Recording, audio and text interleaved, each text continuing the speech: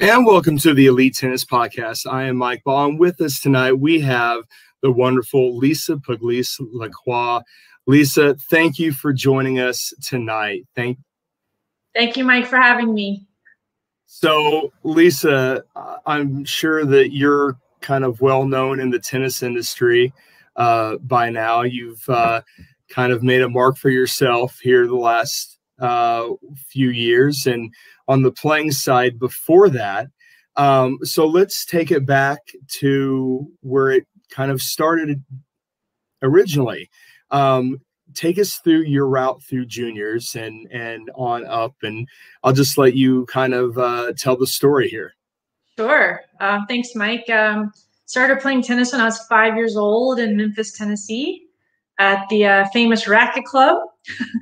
And just took a lesson one day. My mom was busy and wasn't able to have her own lesson, so I played and, met Phil Chamberlain, who was an amazing coach, and just fell in love with tennis at that age and just thought, wow, what a cool sport. And I just remember every day just playing on the wall at my house. My dad painted the tennis garage, and, I would just do it for hours. So I did grow up in the South, and played in the Southerns, and played junior tennis, and I was, I was number one in the South and really enjoyed tennis at that time. My dad did have a job transfer to Boca Raton when I was 14.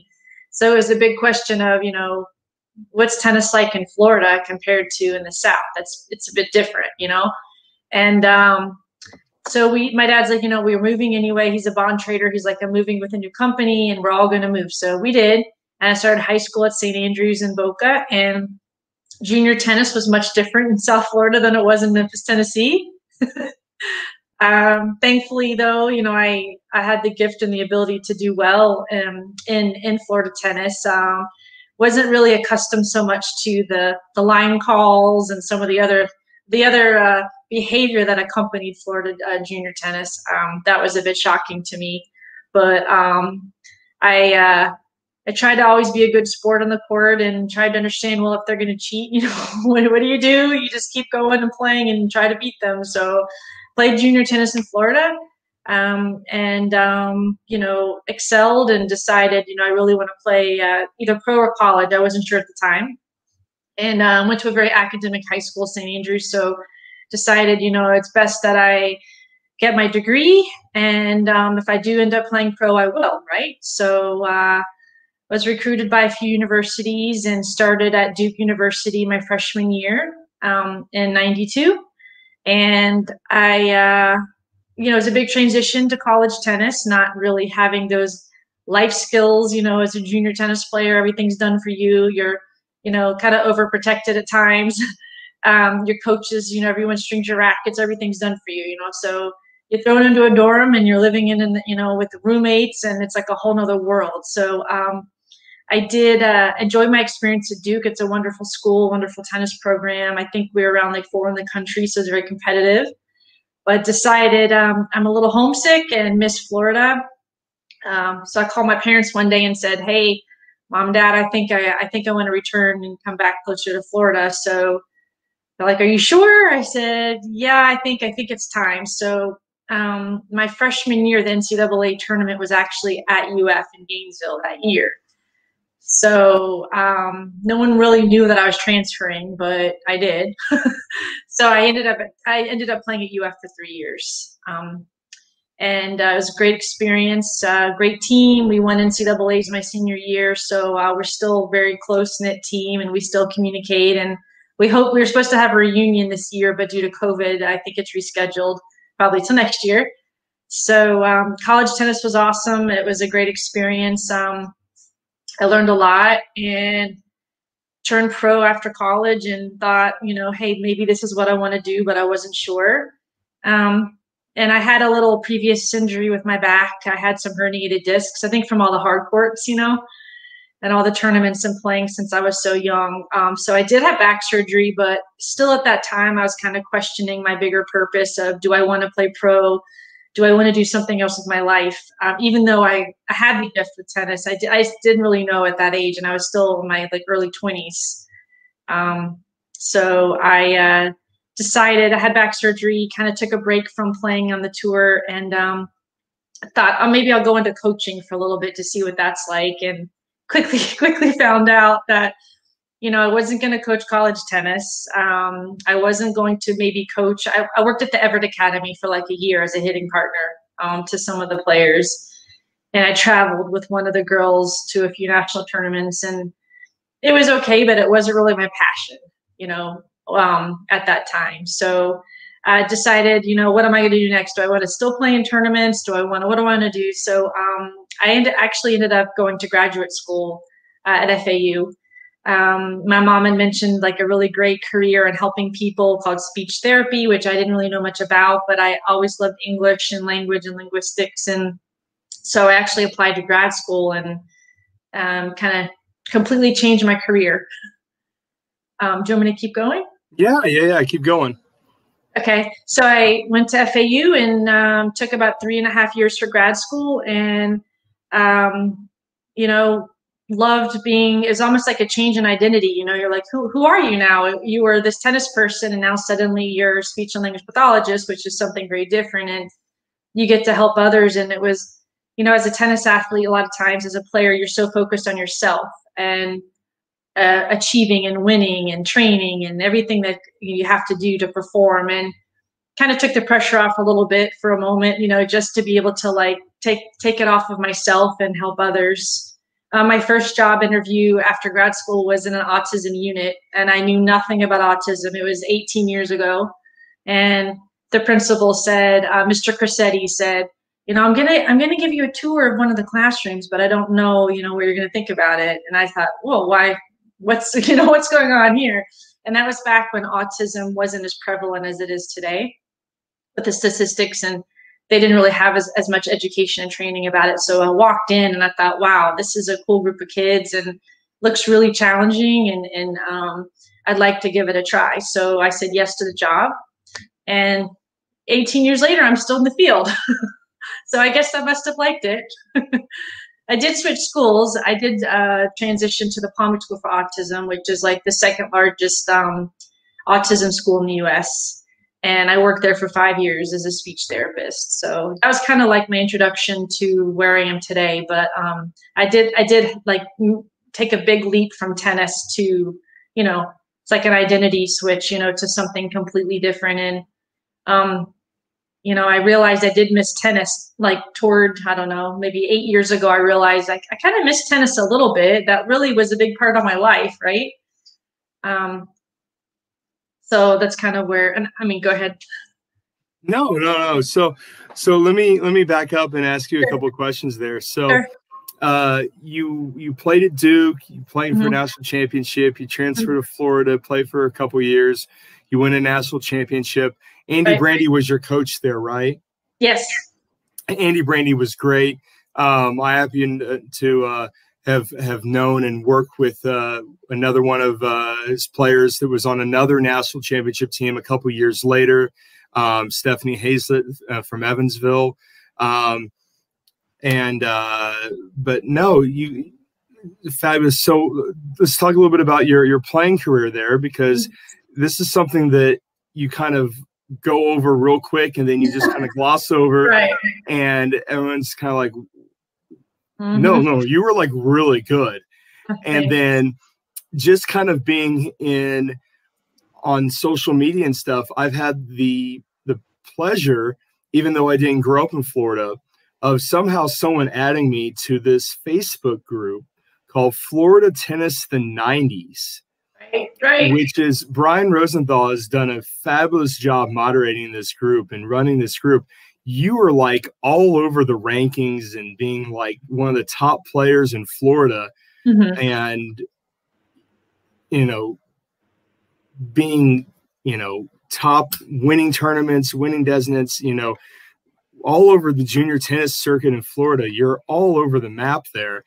And really, you're one of the top players. So you had a really good junior playing career. And then, you know, going into playing on the professional side, you want to talk just a little bit more about that? Sure. My senior year, most of us who graduated did we did turn professional. So it was kind of like playing your teammates again, but in tournaments. I enjoyed playing at that level. In retrospect, I don't think I really fully reached my potential on the tour. But I did have opportunities. I did play challengers in different events. And I think that, again, it was what I liked about it was the traveling, but what I didn't love about it was playing all the qualifyings, and trying to play 8 matches to get into main draw, and then you're in main draw, and then and again, like, some of the same players would travel from tournament to tournament because you're all trying to get a world ranking. So I believe, I played players top 100. I was around, I think I was ranked potentially like around the 300s at some point, but I did make that kind of decision to transition. I had my back surgery and kind of like transition to something else. So, I didn't really know. I mean, we can talk about what I'm doing now later, but I never knew I would be back in tennis for a different purpose. But there are days when, I even talked to my husband about it, thinking about, the gift I had in tennis, and did I stay in it long enough, right, to compete and play. But we all have a journey, and I think that I've kind of learned to let it go and know that, like, I did reach a very high level in juniors, and and in college we did really well, and I enjoyed professional to an extent. But I played some of the tournaments like Junior US Open, Junior French Open. I played in those, and it was one of those experiences of, like, it was wonderful, but also, like, this is your life, this is 24/7, this is your life. So I'm thankful to still be in tennis for a different reason now, but I did have a lot of great coaches, Andy Brandy, and some of my coaches growing up. I had a coach, Matt Mitchell, who played tennis at Stanford, and he was an NCAA champion. So I had some really wonderful junior coaches who helped me along the way, and my parents as well were super supportive. So I'm thankful for all of that. Well, I've seen you hit a couple balls. There are people called flat earthers. Okay. And even they call your shots flat. Right. So I mean, you hit the ball extremely flat. You do know that you can put arc on the ball to make it go over the net. You can have some net clearance. There's no need for that. And my husband's license plate is serve and volley, so and he is 6'6" and I'm a baseliner. So it's kind of funny we married each other, because we think quite differently in the tennis court. But one of my goals now when I play again, right now during COVID, I haven't been allowed really at his club where he works because guests aren't, allowed yet. But I really want to learn more about serving and volleying, because I didn't really do that much. Back in college, we'd play doubles, at UF, and it was like I was just playing singles out there, like, and Andy would say, "Coach, what are you doing? Get to the net, move your feet," and I'm just trying to hit winners from the baseline. That's all I wanted to do. So, yeah. So, fast forward now, you're working as a speech pathologist, right? And then you get the urge to start coaching tennis. Right. So I one day was in my apartment, just opening a magazine, and read about a national nonprofit, for children with autism for tennis, and they're based in Los Angeles. So Acing Autism. So I thought, well, what's this? Tennis for children with autism. And I thought that's pretty interesting, because I really hadn't touched a tennis racket in over 10 years. And most of the people I worked with at the schools didn't even know I played tennis. The principals, no one knew. It was just like my new life. I'm doing this, and this is my mission. But I knew in the back of my mind, obviously, I grew up a little differently. But I read about it, and then I closed the magazine. And the next day, I thought, I'm going to reach out to the founder and see if to let him know there's no programs really for children with autism here in Florida, like of any that I know about. So I connected with the founder, and he actually had played tennis at FAU, and he said, hey, would you like to help me open programs in Florida? So I really was like their Florida director for a good 6 years. So it reconnected me to tennis. It was like, you know, really exciting for me to be back on the tennis court. A much different experience than performing and competing at that level. So. And then 6 years later, after working with Acing Autism, you decide to branch out and open Love Serving Autism. So what happened was Acing Autism, I learned a lot, and just from my therapy experiences as a speech therapist and my tennis background, I just said, you know, I really want to start something locally. Well, there it is, Love Serving Autism. Thank you. I really want to start something locally from my experiences and my viewpoint. You know, I was really just thinking at the Palmer School for Autism. I knew it had the potential to grow, but my initial plan was just to make it therapeutic, you know, really working on communication skills, life skills, in addition to tennis. That was kind of my bigger, and create a pathway, an adaptive pathway. And I said, you know what, I'll just do something local here. And I was ready to learn on my own at that point. And the Palmer School for Autism said, sure, you can pilot it here. You work here. So literally I would work all day and then change my clothes, walk out the door, and then there's a tennis program. So the same children I was treating inside the school were now in the program, which was pretty neat to see. So that's kind of the beginning of Love Serving Autism, and how it started in January 2017 was our first program. So since then, you've branched out. You've partnered with USTA Florida a little bit. You've been able to help and create some learning and some education for providers that want to help set up their own community programs to assist with teaching players that may have some special needs. You are now the chair of the adaptive committee for the USPTA. So you're doing more than just, you know, teaching some kids. You're really affecting the entire industry here and leading the way with this. Thank you.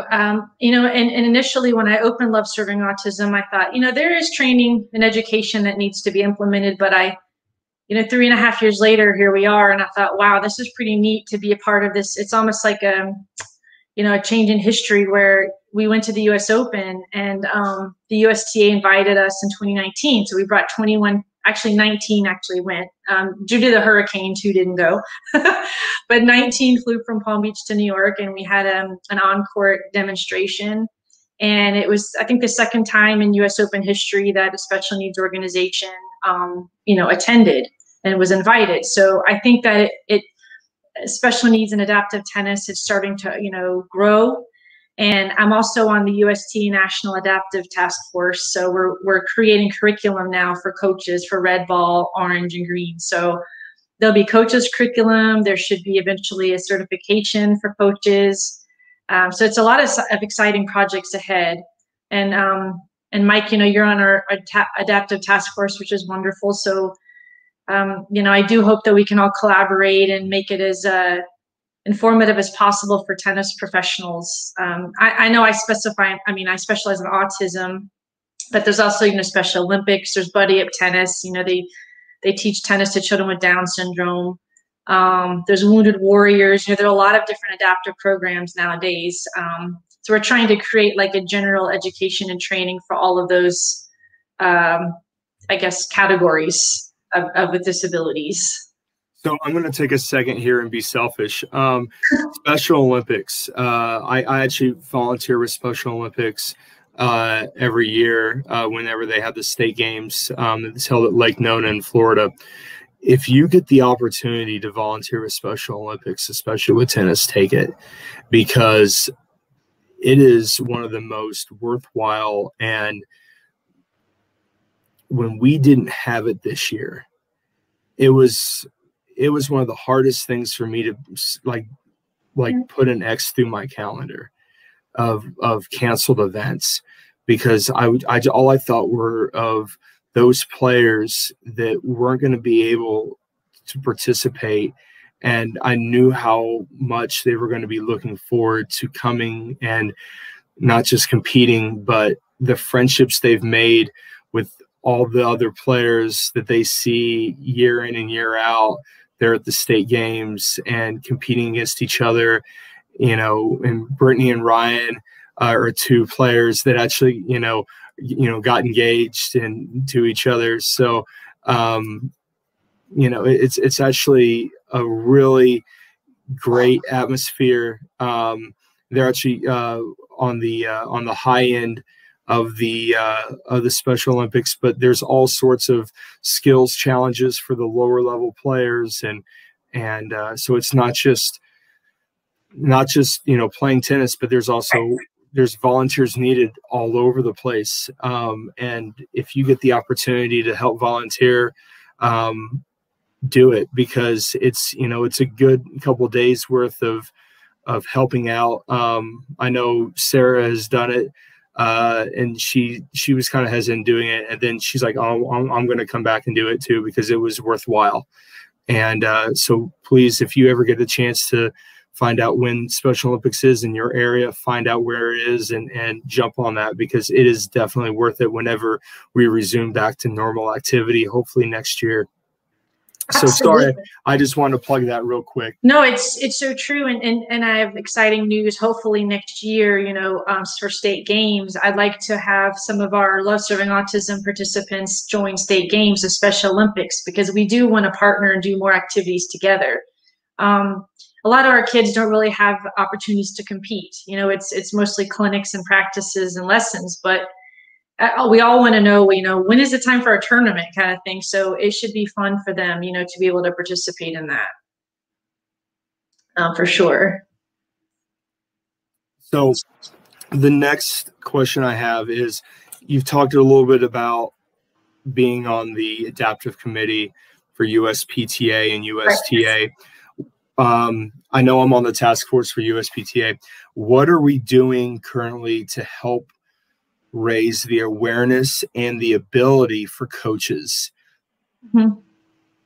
to get connected to adaptive tennis? Get connected with adaptive tennis, help their ability coaching, because there is some differences coaching players and what a player may need and what they may, and noticing and recognizing differences in players.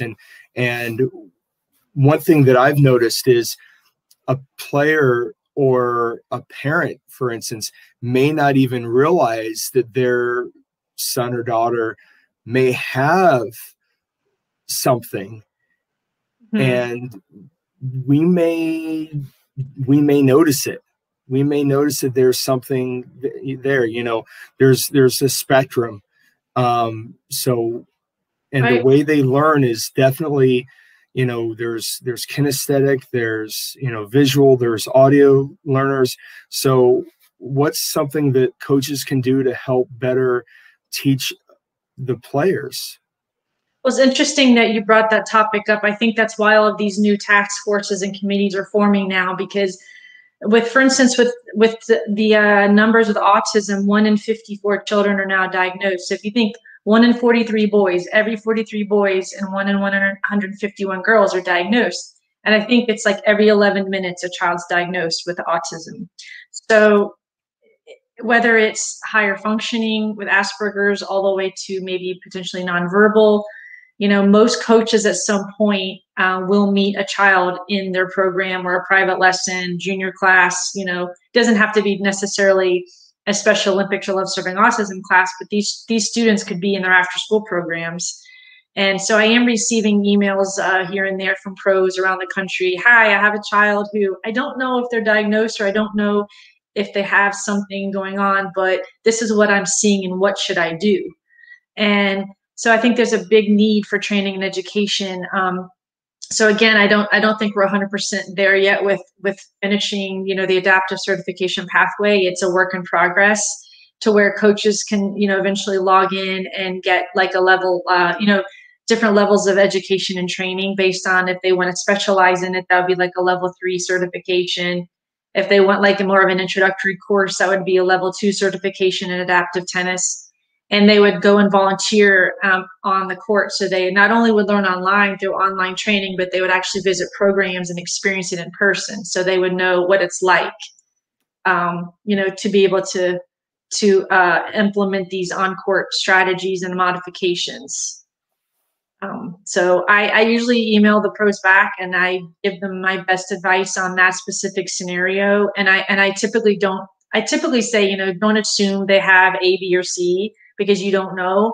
And the parent, sometimes either the parent doesn't know, or they're not maybe disclosing the information. So it's important, I think, as a professional to really have good communication with the parents, especially if you're like a junior director of a program, to reach out and say, you know, your child is doing great, and these are some of the challenges, you know, what would you have any advice? Because that's usually when parents will open up and talk about some things that they see. So let me ask you another question. What parents are different too. Mm-hmm. And every parent has, and I, you know, we're particularly talking about children and teaching kids, but, you know, this could also be working with adults too, because there are adults with autism that go through the programs. But, you know, this is, you know, I know we focus a lot on youth. Right. When we talk to the parents or we talk to the care providers, mm-hmm.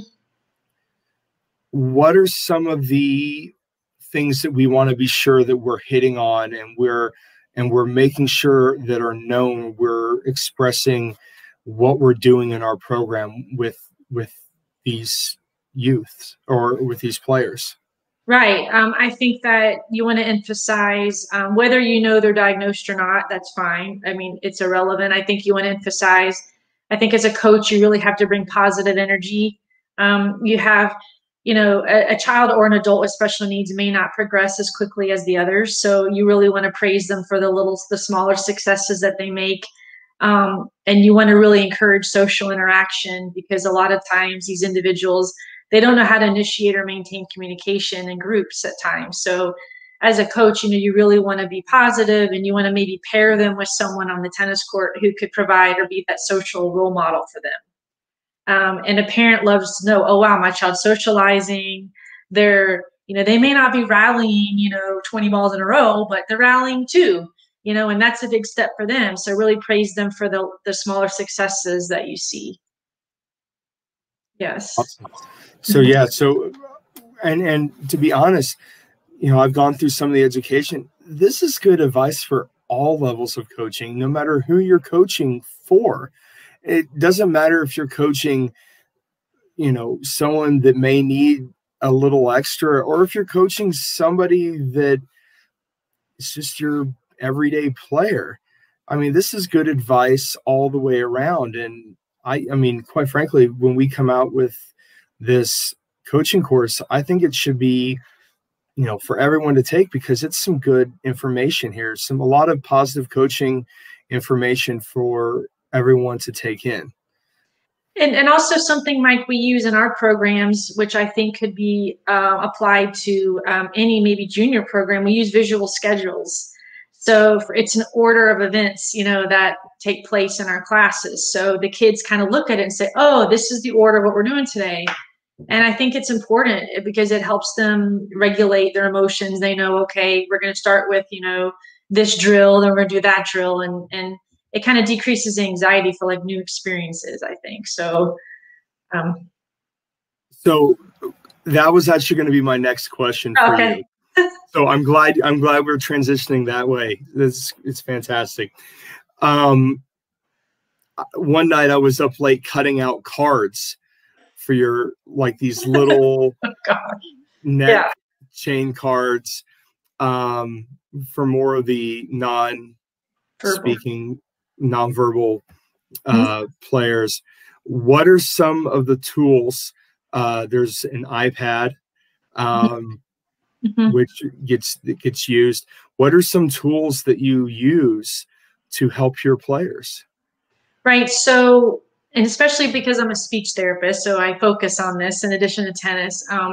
It's super important as a coach or a volunteer when you're working with these individuals, even if they're in an after-school junior program, you know, that you provide social opportunities and that you engage them. So in a program where it's specifically adaptive, we use communication boards, which are so similar to what you're saying. They're little icons. They're boards on an icon. So icons on a board that actually represent different concepts. So for instance, it might be an emotions board, and a coach can carry it and ask, or a volunteer can say, you know, how are you feeling today? I feel happy. I feel anxious, whatever they're going to say. We also have a sentence building board. So it's just a piece of paper, and it has, you know, different colors for like the nouns and the verbs. And they say, you know, I want to play tennis, or I want to break. So they can request pointing to the words on the page. The visuals you're describing are icons that the coach can wear around their neck. And a coach can point to the icon, and it's a visual cue to the child or adult with autism or special needs that this is what's expected of them. For instance, pick up balls, take a break, because as you had said a little earlier, you know, they're much more visually oriented than they are auditory. So they can process it so much faster if they see a picture versus a coach, you know, using full sentences. That's why we try to use as many visuals as we can in the adaptive programs.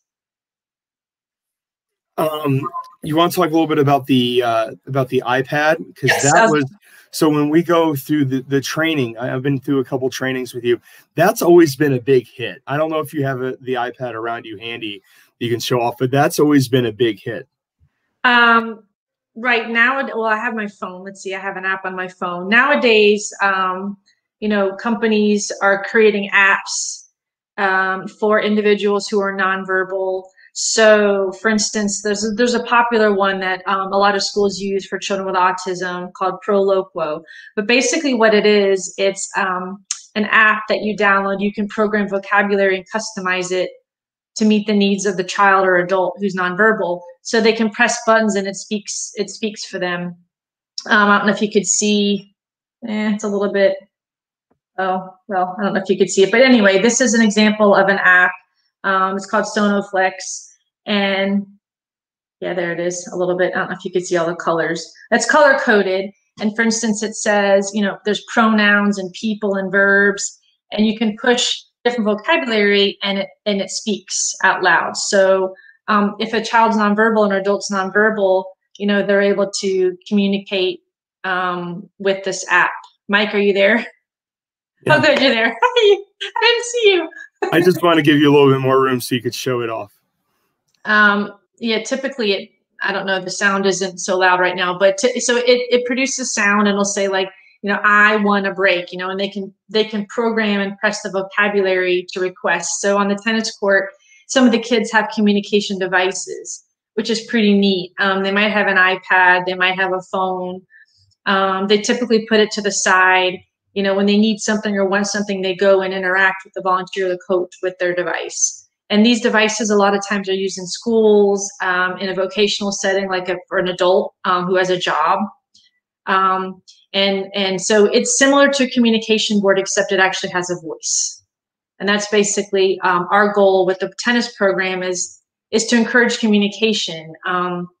You know, you don't want a child or adult to go out there and they have no voice, right? It's not fun not to be able to speak.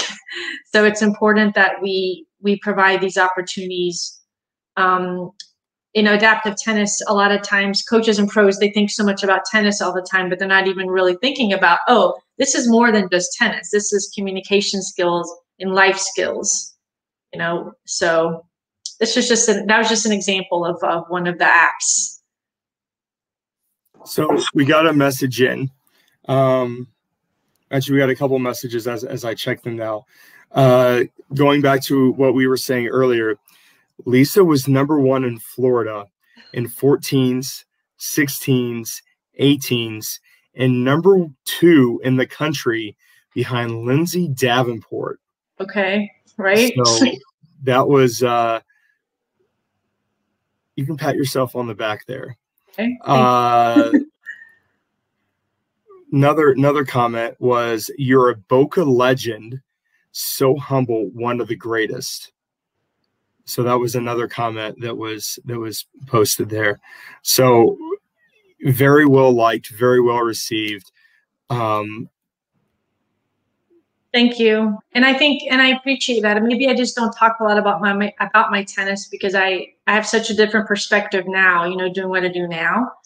But you know, it was definitely 24/7, and I loved what I did back when I was younger. And I still, you know, I still can hit with my husband, you know, at times, and it's fun to be back on the tennis court, and we do the drills, cross court, down the lines, hit targets. It's like I'm back in juniors again.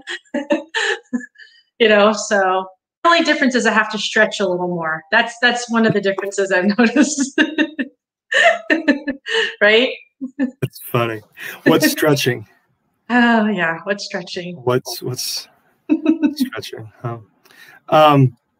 So anyway, I'm going through some things here. You obviously have not been able to do normal activity here these last 9 months. So you want to take us through what you've been doing instead, Sure. which has been very interesting and also very forward thinking, should I say. Thank you. Well, in March, you know, COVID in South Florida shut everything down, and thankfully I was able to get married a week before everything shut down. So we squeezed that in. And then thought, wow, it took a month from, you know, any kind of programs, and thought, well, what should we do, you know? And I did consult a little with the founder of Buddy Up Tennis for children with Down syndrome, children and adults with Down syndrome. And, you know, we discussed the kind of the virtual piece. And I thought, oh, virtual tennis, like, that's interesting. I would be teaching from my home. But I did. I took the lesson plan that we usually use on the tennis court, and I modified it for the home. And I said, let's, and I reached out to my friend whose husband, he's an entrepreneur, and he started this, like, it's like Eventbrite. It's like an app, and it's a virtual platform for online registration. So they created online virtual program registrations for us, for the kids and adults. So basically every week they get an email invitation. Would you like to join tennis on Zoom with Coach Lisa? And we started classes on Saturdays. So in April, we had, you know, around 40, 50 kids logging in on Saturdays just to learn fitness, and to just do fitness and hand-eye coordination, stroke production, that kind of thing.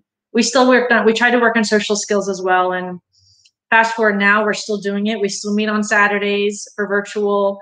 Some of the USTA Florida coaches have logged in, USPTA Florida coaches have logged in, which has been great. And they've coached as well. And the kids love it. And FAU tennis team, women's tennis team now is logging in and getting community service hours.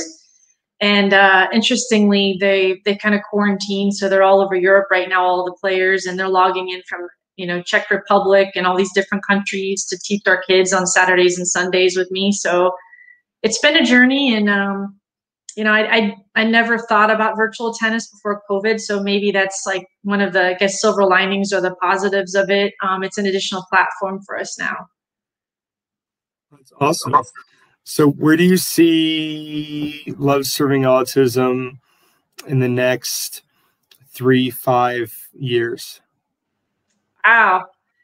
I do see in our future a center. I would love to have an adaptive tennis center. We're training and education and also therapies, you know, all kinds of therapies. We are currently working on a project with UCF and USTA Florida. So I haven't really shared that yet, but there's an exciting project ahead for adaptive tennis on campus there. So it's a start, and we're going to pilot it. And that's something, one of my bigger visions is to kind of have like a facility and a place where we run all of our trainings and education, and, you know, the children can get therapies. And then, you know, we'll continue. Hopefully we can reach back out and to all the clubs again and open our programs. We're not at full capacity now by any means. We're reopening 5 programs in the next week, 3 in North Florida, 3 brand new programs, St. Pete, Pensacola, and Cocoa Beach. So that's going to be exciting. And then some of our local programs, you know, there are a lot of restrictions with COVID, like the numbers of children and adults on the court and the number of volunteers and the waivers. And so there's a lot going on. So hopefully we can get back to what we're doing before, and maybe the hybrid model right now of doing both virtual and in-person tennis is our maybe maybe it will continue, you know, in our future. And as far as, you know, LSA and this, you know, definitely a facility, definitely being an organization where coaches can, you know, contact us, and, you know, we're that resource for them, for training and education and learning about what it's like to be involved with adaptive tennis. You know, my husband works, you know, you know how it is in South Florida, 9-10 hour days on the court teaching lessons, and they don't really, at times, are not given opportunities to step outside of that. And like you said, Mike, when you volunteer for Special Olympics, it's such a different feeling and experience when you do. You know, so I'm just hoping we can continue to provide those opportunities in the industry. Absolutely. Well, Lisa, thank you so much for taking time out of your evening and joining me tonight, and letting all the viewers and people listen in to hearing your story and seeing where you are now, and letting us know where we can expect to find you and what you're up to and everything. And it's fabulous to just see where we're doing, what we're doing in the industry, and seeing what we're doing currently. Because I mean, I don't think a lot of people understand, and a lot of people know, that we're actually very actively trying to do this and move forward with this. And I think, as far as sports go, tennis may be one of the most active participants in this realm. So thank you so much for joining us, and hopefully I see you and your lovely husband very soon. Okay. I miss seeing you guys. Yes. But hopefully we can meet up here soon. Thank you, Mike, and thank you for this opportunity, and keep up your amazing work with everything you're doing in your area. And I'm here, you know, at any time if you need me, or if any coaches, you know, want to learn more about adaptive tennis. Our website is loveservingautism.org, and my email is lisa@loveservingautism.org. So, you know, anyone's welcome to contact me. All right. Well, thank you very much, Lisa. Pleasure speaking with you again, and I hope everyone has a great and safe Halloween. Everyone, take care. Thank you.